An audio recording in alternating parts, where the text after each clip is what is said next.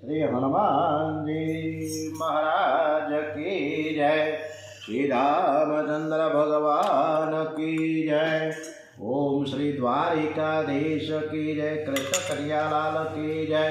ओम श्री डोंगरे जी महाराज की जय। श्री सुखदेव जी महाराज की जय। ओम श्री सोमनाथ महादेव की जय। श्री भागवत भगवान जी महाराज की जय। ओम वंदे वेद मातरम श्री भारत माता की जय। ओम नमो भगवते वासुदेवाय। गोपी गीत। વિરહમાં વ્યાકુળ થયેલી ગોપીઓ શ્રી કૃષ્ણની ભાવના કરતી શ્રી કૃષ્ણના ગુણગાન ગાવા લાગી છે અને આ જે ગીત છે એનું નામ છે, જે ગાન થઈ રહ્યું છે એનું નામ છે ગોપી ગીત. હમણાં તમને ગોપી ગીતનું કથા શરૂ થઈ પહેલાં જ ગીતની રચના કેવી છે ગોપી ગીતની એ તમને સંભળાવ્યું. ઘણા વૈષ્ણવો ગોપી ગીતનો પાઠ કરે છે, પણ ગોપી થઈને ગોપી ગીતનો પાઠ કરવો જોઈએ. અતિ આર્દ્ર બનીને પાઠ કરો. અતિ આર્દ્ર સ્વરે પરમાત્માને પોકારો, પરમાત્માની સ્તુતિ કરો તો પરમાત્મા અવશ્ય મળશે. હંમેશા 3 વખત સ્તુતિ કરો.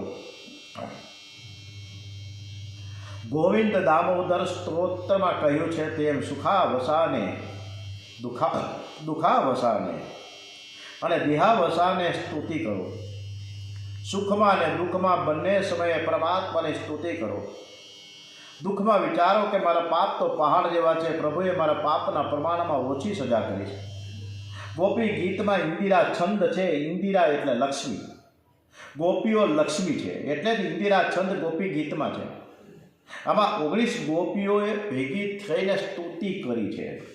અને હમણાં જ આપણે એક ગોપી ગીત કોને કહેવામાં આવે છે સરસ મજાનું ગાન કર્યું. લક્ષ્મીજીને ભગવાનની ચરણ રજ લેવાની ઈચ્છા છે, તેથી તે વ્રજમાં આવે છે. ગોપી કહે છે વૈકુંઠમાં જે લક્ષ્મીજીની બધા જ સેવા કરે છે તે લક્ષ્મીજી વ્રજમાં દાસી થઈને સેવા કરે છે. વ્રજના ઝાડ પાનમાં લક્ષ્મીજીનો પ્રવેશ થાય છે. વૈકુંઠ કરતાં પણ વ્રજ શ્રેષ્ઠ છે.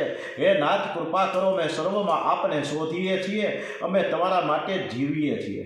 વિયોગમાં અમારા પ્રાણ જશે તો તમારી કીર્તિને કલંક લાગશે. આમ ન થાય તે માટે અમે જીવીએ છીએ અને તમને શોધીએ છીએ. બીજી ગોપી કહે કે નાથ અમે આપની પાસે કંઈ માંગતા જ નથી. અમે તો આપની અશુલ્ક દાસીઓ છીએ. અમારે આપની પાસેથી કાંઈ લેવું નથી, કાંઈ માંગવું નથી. અમે આપના નેત્રોથી ઘાયલ થયા છીએ. નેત્રવાળથી કરેલો વધ એ વધ નથી.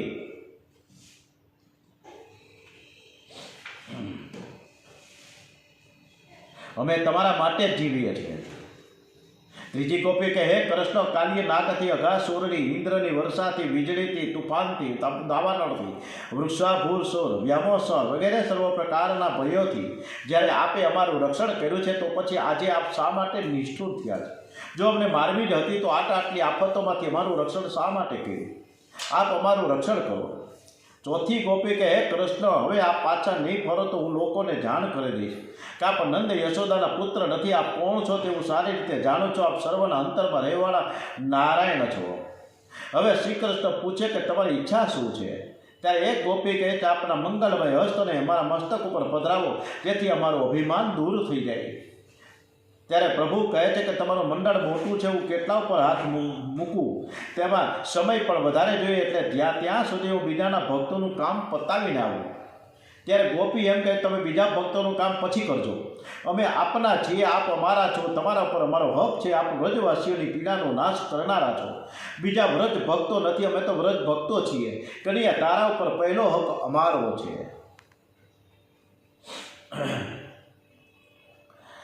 સત્કર્મ કર્યા પછી અભિમાન વધે છે, માટે સાધન કરો તો હૃદયથી દીન બનો. મનુષ્ય હૃદયથી દીન બનતો નથી, તેથી તે કૃષ્ણને મળતો નથી. હું નિરાભિમાની છું એ બોલવું પણ અભિમાન છે. હૃદયમાં દૈન્ય તો ત્યારે જ આવે કે જ્યારે જ્યાં નજર જાય ત્યાં ભગવત ભાવ જાગે. કૃષ્ણ પૂછે મારા દર્શન થયા પછી તમારી ઈચ્છા શું છે?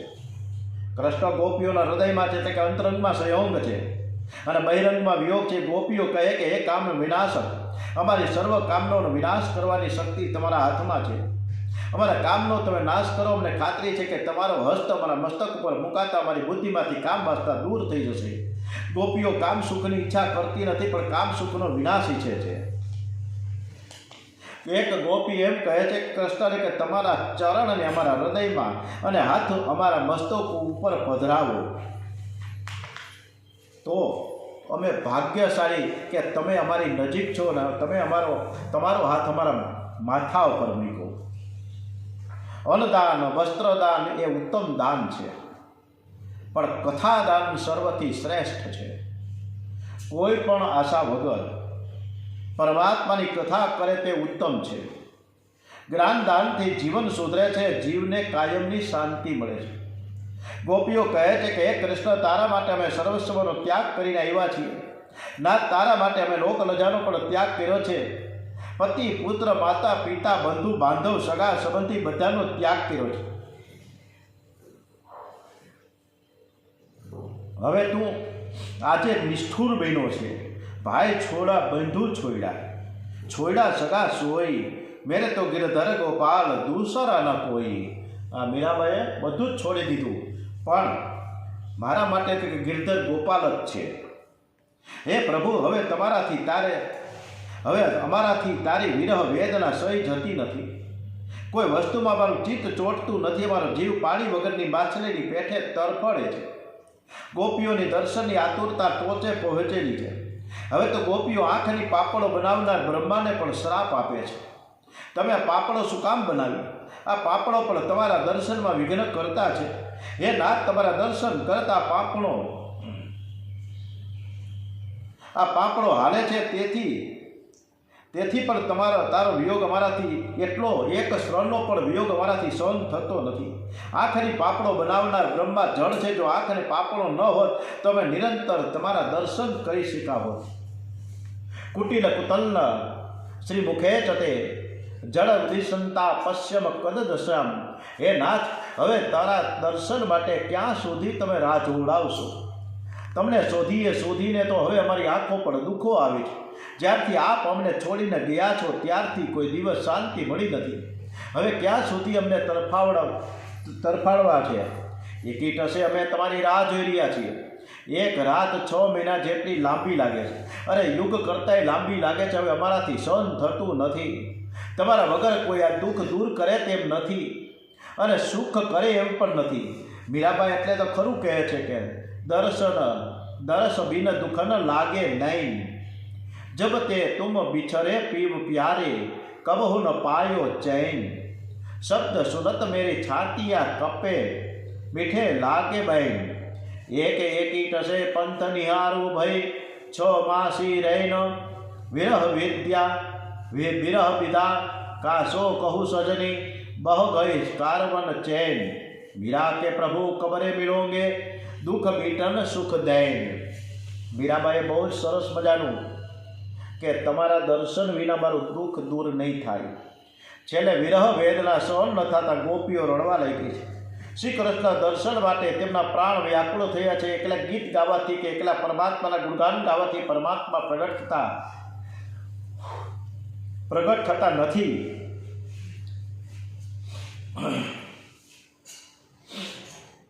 પરંતુ તેના માટે રડો, ત્યારે પ્રગટ થાય છે, દર્શન આપે. શ્રી કૃષ્ણ રામકૃષ્ણ પરમહંસ કહે છે કે સ્ત્રી પુત્ર વગેરેના મૃત્યુના પ્રસંગે અને દ્રવ્ય પ્રાપ્તિ માટે આંસુઓની ધારાઓ વહેવડાવે છે, પરંતુ પરમાત્માના દર્શન માટે આંસુનું એક ટીપું પર કોઈ પાડતું નથી. પોતાનો અનુભવ રડવતા કહે છે કે સંધ્યા સમયે જ્યારે મને માના દર્શન ન થતા ત્યારે હું મોટેથી રડી ઉઠતો. રડતો જમીન ઉપર આડોડતો માને દર્શન દેવા પ્રાર્થના કરતો. માના દર્શન માટે હું વ્યાકુળ બની જતો કે મારી આંખોમાંથી આંસુની ધારાઓ વહેતી. છેલ્લે મારી મા રાજી થઈ જતી અને મને દર્શન દેવા આવતી. તમે પણ વ્યાકુળ થઈને આંસુઓની ધારાઓ વહેવડાવશો ને તો તે અવશ્ય દર્શન આપશે. ગોપીઓનો આક્રંદ જોઈ હવે પરમાત્માને રહેવાયું નહીં. ગોપીઓનો અભિમાન દૂર કરી દીન બની તેથી પરમાત્મા પ્રગટ થયા છે. ભક્ત પરમાત્મા માટે રડે છે. આક્રંદ કરે એટલે પરમાત્માના દર્શન થાય. ગોપીઓની વિરહ વેદનાના આ ઉદ્ગારોને ગોપી ગીત કહેવામાં આવે છે. ગોપી ગીતમાં 19 શ્લોક છે. 19 પ્રકારની જુદી જુદી ગોપીઓ આ ગીત ગાય છે. મહાપ્રભુ વલ્લભાચાર્યજી આ પ્રકારો બતાવ્યા છે. પહેલો શ્લોક બોલનાર પહેલી ગોપી એ સાત્વિક રાજસી છે. છઠ્ઠો શ્લોક બોલનારી છઠ્ઠી ગોપી અનન્ય પૂર્વા સાત્વિક તામસી ગોપી છે. 11મો શ્લોક બોલનાર 11મી ગોપી અનન્ય પૂર્વા રાજસી ગોપી છે. આમ એક એક ગોપીનું વર્ણન થયું છે કે આ પ્રકારની ગોપી, આ જે શ્લોક બોલે છે આ પ્રકારની ગોપી છે. દ્વારિકા લીલામાં મર્યાદા છે, પણ શ્રી કૃષ્ણ ગોકુળ લીલામાં તો પ્રેમ છે. શ્રી કૃષ્ણ રસ સ્વરૂપ છે, પંચ ભૌતિક શરીર સાથેનો મિલન નથી. એ તો વિયોગ અગ્નિમાં બળી ગયું છે. આ તો આત્માનું રસાત્માની સાથે મિલન છે. ગોપીઓ પરમાત્માના મિલન માટે તરફડે છે. રાસલીલામાં કૃષ્ણ અને ગોપીઓનો શરીર સંબંધ બિલકુલ થતો જ નથી. શ્રી કૃષ્ણનું ગોપીઓના શરીર સાથેનો મિલન નથી. ગોપીઓના પંચ ભૌતિક શરીર તો તેઓના ઘરમાં જ છે. તેમના પતિઓ તેમને ઘરમાં તેમની પડખે રહીને જુએ છે, એટલે તો તેનામાં કૃષ્ણ પ્રત્યે દ્વેષ ભાવ પેદા થતો નથી, એવું ભાગવત કથાકાર કહે છે. રાસલીલામાં શ્રદ્ધા ભાવની જરૂર છે. શ્રદ્ધાપૂર્વક રાસલીલાનું સ્મરણ કરવાથી ભગવાનના ચરણોમાં પરાભક્તિ પ્રાપ્ત થાય છે અને તેમનો કામભાવ કાયમને માટે નષ્ટ થઈ જાય છે. ગોપી કૃષ્ણની આ રાસલીલા કલાક 2 કલાકમાં પૂરી નથી થઈ, દિવસ 2 દિવસમાં પૂરી નથી થઈ, તો 6 માસ સુધી ચાલી છે. 6 માસ સુધી ગોપીઓ ઘેર આવી નથી. જો ગોપીઓ 6 માસ સુધી ઘેર ન આવે તો કેવો ઉહાપો મચી જાય. એ સ્પષ્ટ બતાવે છે કે આ ભૌતિક મિલન નથી, પણ જીવ અને પરમાત્માનું આધ્યાત્મિક મિલન છે. બ્રહ્મનો બ્રહ્મ સાથેનો વિલાસ એ જ રાસ, પરંતુ પરમાત્માની લીલાનું રહસ્ય જટ સમજાતું નથી. શ્રી કૃષ્ણ આત્મા છે. આત્માકાર વૃત્તિ એ રાધિકા છે. ભાગવત એ તો ભવ રોગની દવા છે. છતાં સઘળા વ્રત પાળવા જોઈએ. મહાપુરુષો વેદશાસ્ત્રની મર્યાદા તોડતા નથી.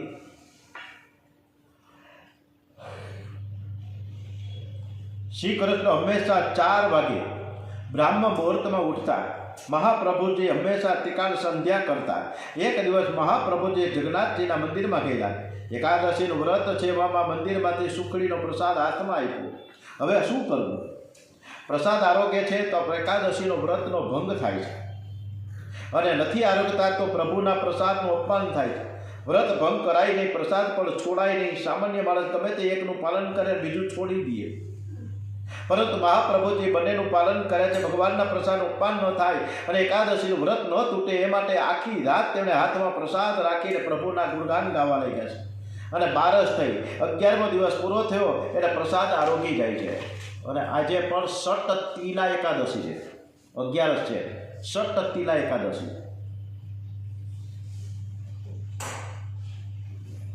પ્રભુની કૃપા. આજે મકર સંક્રાંત છે, ઉત્તરાયણ. ભીષ્મ પિતામહે આજે ઉત્તરાયણના દિવસે 49 દિવસ પછી આજના પરમ પવિત્ર દિવસે એને દેહ છોડ્યો હતો. એટલે આ ભીષ્મ પિતામહની મકર સંક્રાંતિ સાથે ખૂબ જ લેણ દેણ છે, કારણ કે ઉત્તરાયણ પસંદ કરી કે મારી ઈચ્છા મૃત્યુ મુજબ મારું મૃત્યુ ઉત્તરાયણના દિવસે જ થવું જોઈએ, અને એ દિવસે જ થયું. પ્રભુની કૃપા મેળવવાનો માર્ગ તે પુષ્ટિ માર્ગ છે. એ માર્ગ સંસારીઓ માટે સહેલો નથી. જેમના મન વિયોગમાં ફસાયેલા છે, તેમનામાં હરિદર્શનનો આવેશ કદી આવે જ નહીં. એમના માટે પુષ્ટિ માર્ગ નથી. રાસલીલા પછી સુદર્શન વિદ્યાધરની કથા આવે છે. શિવરાત્રિનું પર્વ છે. નંદબાબા અંબિકા વનની યાત્રાએ ગયા છે. બધાએ રાતના સમયે સરસ્વતીના કિનારે મુકામ કર્યો છે. બધા ગાઢ નિંદ્રામાં સૂતેલા છે. અંબિકા વનમાં એક અજગર રહે છે. તે સૂતેલા નંદ બાબાને ગળવા લાગે છે. ત્યાં શ્રી કૃષ્ણના કેવળ ચરણ સ્પર્શથી એ અજગર મરી જાય છે, અને તેમાંથી એક દેવ પુરુષ બહાર નીકળે છે. પરમાત્મા જાણતા હોવા છતાં તેને પૂછે છે કે તું કોણ છે? તે પુરુષ કહે છે કે પૂર્વે હું સુદર્શન નામનો વિદ્યાધર હતો. હું બહુ સુંદર હતો. મને મારા રૂપનું ખૂબ જ અભિમાન હતું. કોઈને કદરૂપા જોઈ અને હું હસતો હતો.